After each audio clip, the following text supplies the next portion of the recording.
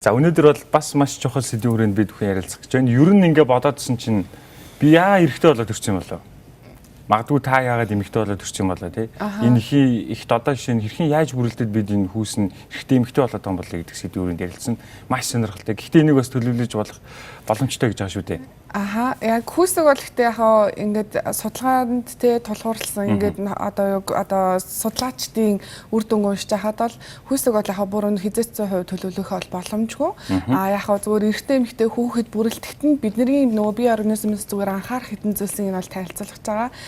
Түүнээс биш за одоо ингээд нөгөө тийм хүүхнүүд бас аягүй их байдаг те. Одоо би ингээд 3 охинтой 1 хүү гаргачмаар байна те. Эсвэл 4 хүүтэй 1 охин гаргамаар байна те гэсэн юм хүмүүс байдаг. Гэхдээ энийг бол ямар нэгэн эмчтэй одоо за одоо яг ингээд ингэчих юм бол охин гарна, ингүүл эрэхтэй гарна гэдгийг бол хязгаарч 100% баттай хаанч хэлэх боломж байхгүй. Харин тийм.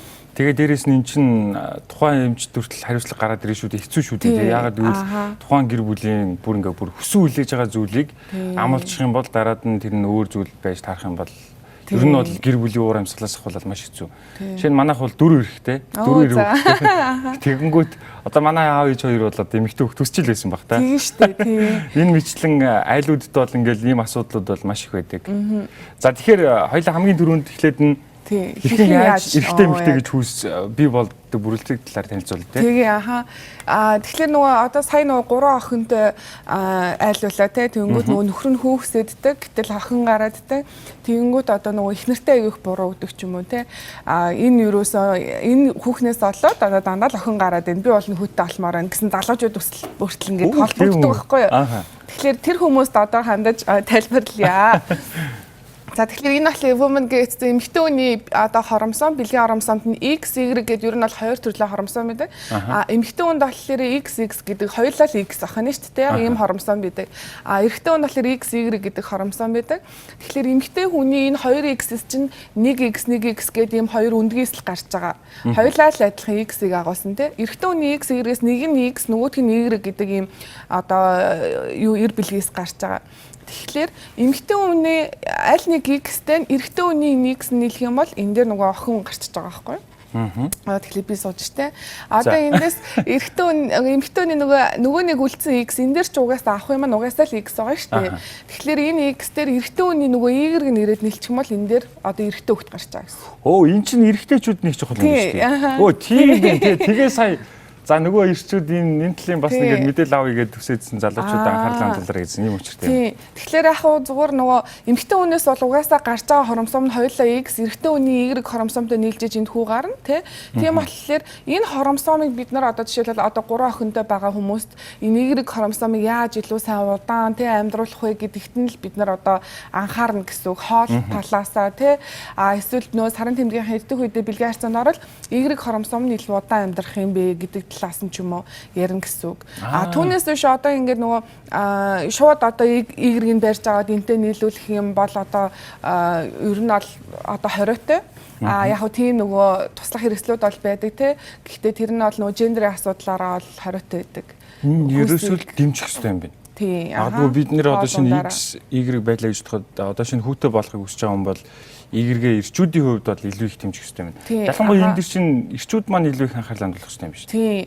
Яг хөө эмэгтэйнээс бас анхаарах юм бас байгаа. Яг хөө нөгөө өөрийнх нь хоромсом нь юм болохоос биш бид нар одоо энэ Y хоромсом чинь одоо өрийн шингэн дотор байгаа эр бэлгээс байгаа шүү дээ. Тэгэхээр энэ одоо явж байгаа энэ спермийг л одоо эр бэлгээсийг л сайн дэмжиж өгөхийн тулд хоолнотоо зүгээр анхаарах хэрэгтэй.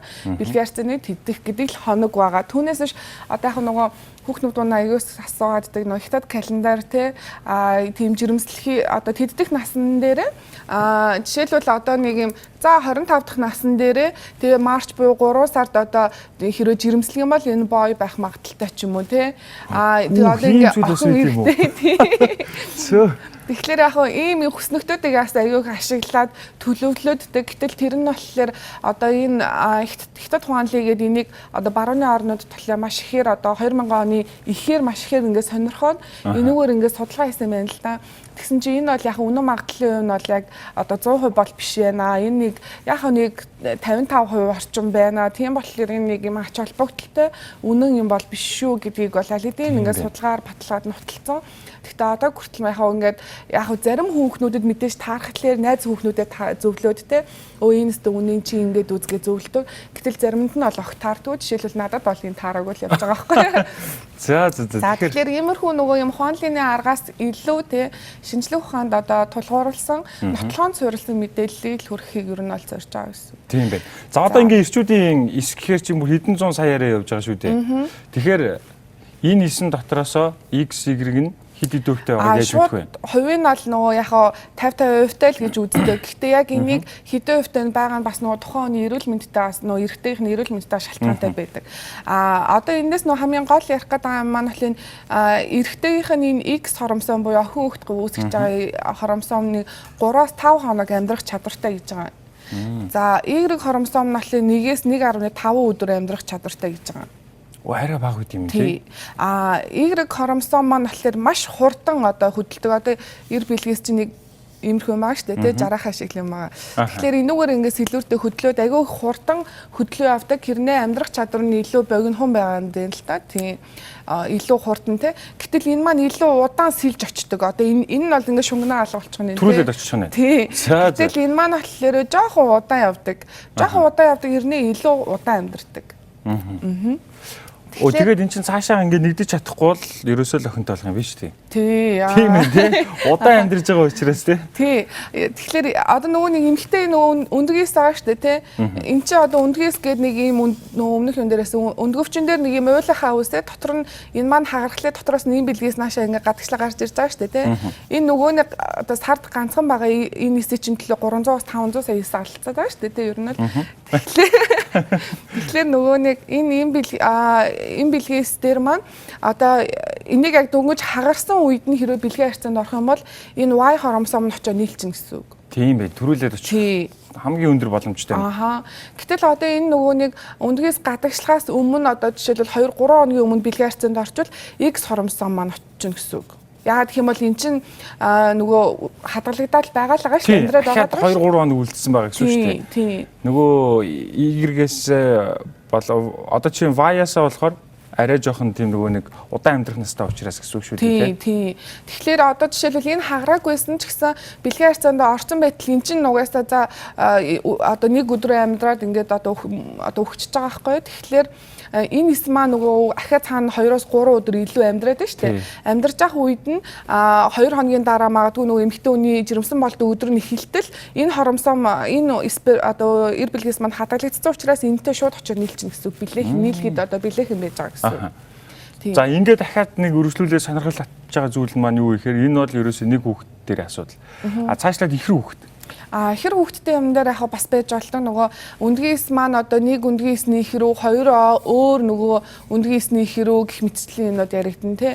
Тэгэхээр нөгөө нэг магадгүй заримдаа нөгөө эрэгтэй эмэгтэй ихрүүд тий. Тийм. Тэгэхээр хоёр өндгийсний ихэр мэхэр ч юм уу юм байгаа тохиолдолд энэний X нь ч очиод Y нь ч очсон байх юм бол хоёр өөр хүүхэдтэй хүүхэд гарна гэсэн үг тэгсэн ирнэ ихэр тий. Хэрвээ одоо энэ дээр хоёулаа X нь очсон байвал жишээлбэл хоёулаа охин гардаг ч юм уу. Тэгэхээр нөгөө хоромсоомоос шалтгаалж байгаа. Аавынх нь хоромсоомоос. Ихэр байлаач эмэгтэйчүүдийн хувьд бол X л гарч ирэх юм байна. Тийм X л гарна. Тэгэхээр эрэгтэйчүүд дээр болохоор энэ X Y гэж гинөө Y юу? Y хоромсоом гэж ярьдаг тийм. Тэгэхээр X Y маань харин Y болоод явчихлаа. X Y хоёр маань мэдээж тэр хоёр одоо чи эмэгтэй эс тэр ингээд очихдоо тусдаа очих юм бол эрэгтэй эмэгтэй болоод гараад ирэх нь шүү дээ. Тийм. За ойлгомжтой. За харин дараагийн нэг зүйл маань юу гэхээр эмэгтэйчүүд хоорондын төрөлтийн зай маань яг энэ хүүсд нөлөөлөх үү? Төрөлтийн зайг бол нөлөөлнө гэж бол үзэхгүй байгаа. Гол нь нөгөө нэг сая хамгийн нөгөө чухал одоо яг хүүсэн дээр те хамгийн чухал юм нь саяны нөгөө сарын тэмдгийн бидний хоног байгаа штэ те. Одоо нөгөө түрүүн ярьжсэн жишээлбэл эмэгтэй хүний сарын тэмдэг 9 өдрөөс нэг гэж тоолоод 12 дахь хоногоос хойш ер нь бол өндгийс гэдэг юм гадагшилтгаа гэдэг өмнө бүгдээр ярьжсэн те. Тэгэхээр энэ гадагшилсан үед нь л бэлгийн харьцаанд орвол Y хэрвээ энэ гадагшилснаас хэрвээ хойшоо 1-2 хоногийн дараа орох юм бол энэ Y хоромсоом нь мөхцөн байгаа учраас X төгс нь очиод одоо охин болох боломжтой. Боломжтой юм байна тийм. Түүнээс биш одоо эмэгтэй хүний нас ч юм уу биеинжийн одоо ажил мэргэжил те эсвэл халуун дулаан уур амьсгал одоо амьдарч байгаа орчин үеийн ерөөсөө хамаарах юм бол байхгүй. Гол нь нэгдүгээр тийм. Хоёрдугаарт бол мэдээж яг энэ Y хромосомыг одоо илүү бид нөгөө удаан амьдруулахын тулд эсвэл нөгөө сайн хурдан байхын тулд хоолтонд анхаардаг бас юмнууд байдаг. Тэгэхээр хоёлаа тус нь бас эрэгтэй эмэгтэй хүн дээр нэг тавчхан зөвлөгөө өгье тий. Хоол ундан дээр анхаарах дээр эрүүл мэнд талаасаа. Мэдээж яг нөгөө жирэмсэн болохгүй бэлтгэж байгаа хүмүүс бол хамгийн түрүүнд бол нөгөө нэг эрүүл хоолтыг тий. Энд бол мэдээж нөгөө ногоон хоолнууд бол маш их орно. Ногоон хүнсний бүтээгдэхүүнүүдээ. Тэгээд дээр нь болохоор нөгөө юуныхаа юу гэдүүлээ нөгөө эрүүл мэндийнхаа үзлэгтээ орсон хамрагдсан ингээд бэлтгэж явах хэрэгтэй. Тэгээ нөгөө фоли хүчил гээд одоо жирэмсэн болох үедээ ер нь ол уудаг. Гэхдээ энийг жирэмсэн болохоор хэрэг төлөвлөж байгаа эрэгтэй эмэгтэй хоёулаа 400 одоо микрограммаар хэмжээгээр өдөрт нэг удаа ингээд уугаад бэлтгэж болно гэсэн үг. Тэгээд дээрээс нь мэдээж нөгөө өдөр тутмын тасгал хөдөлгөөн тий идэвхтэй тасгал хөдөлгөөн буюу 30 минут одоо хөдөлгөөн хийж байгаа нь эрэгтэйчдэр эмэгтэйчдэр нөгөө жирэмсэн болох магадлалыг нь улам нэмэгдүүлж өгч идэг. За өнөөдөр маш сонирхолтой сэдвээр бид ярилцлаа. Танд өөр нэмж хэлэх зүйл байна уу? Яг нөгөө жирэмсэн болцны эрт хугацаанд талаараа бас нөгөө хүйсийн эрт хугацаанд үздэг бас яг тестийн аргууд бас байж болдог. Эхогоор бол одоо нөгөө хүйс маань бол нэг за хамгийн багтаа гэхэд нэг 12-оос 14 7 хоног дээр ч юм уу хүйсээр одоо мэддэг боломжтой. Тэрний эрт хугацаанд нөгөө манай бүсгүүчүүд одоо YouTube-аар ороод үзлээс таатын тест ч юм уу те эсвэл яг энэ бол гэрээ нөхцөл хийдэг. Яг ингээд батлагдсан нэг 85% үр дүнтэй бас энэ тестний аргууд гэдэг жирэмсэн тесттэй адилхан. Тэгэхээр тийм тестүүдээр бас ингээд хүйсээ үзэх боломжтой байдаг. Тэгэхээр энийг төлөвлөхийн тулд нөхөртөөгөө хоёулаа ингээ хамтдаа сууж байгаа ярилцаа. Тэгээ хоол ундан дээр анхаарад, хөдөлгөөн дээр анхаарад, гол нь сарын тэмдгийн хоног гэдэг юм а бас айгүй сайн тооцоолох хэрэгтэй юм байна. хэрэгтэй. Маш сайн ойлголоо. Тэгээ энэ чинь бүх зүйл нэг уялдаа холбоотой. Бидний өмнөх дугаартаа яг л уялдаа холбоотой сэдв маань орж иж шүү дээ. Бид нар өмнө бол одоо жишээ нь хэдэн үед нэрхэн яаж жирэмслэх боломжтой вэ гэдэг зүйлийг бол ярьж ирсэн бол харин өргөжлүүлээд яг энэ хоногуд нь бас чухал байдаг юм байна. Маш их баярлалаа. Яг бид өнөөдөр хүүхдийн хүйс төлөвлөлтөй холбоотой мэдээллийг та өнөөдөр өстөв. Энэ зураг бол бүр маш ойлгомжтой байлаа. Баярлалаа. Өдрийг сайхан өнгөрүүлээрэй. За, баярлалаа.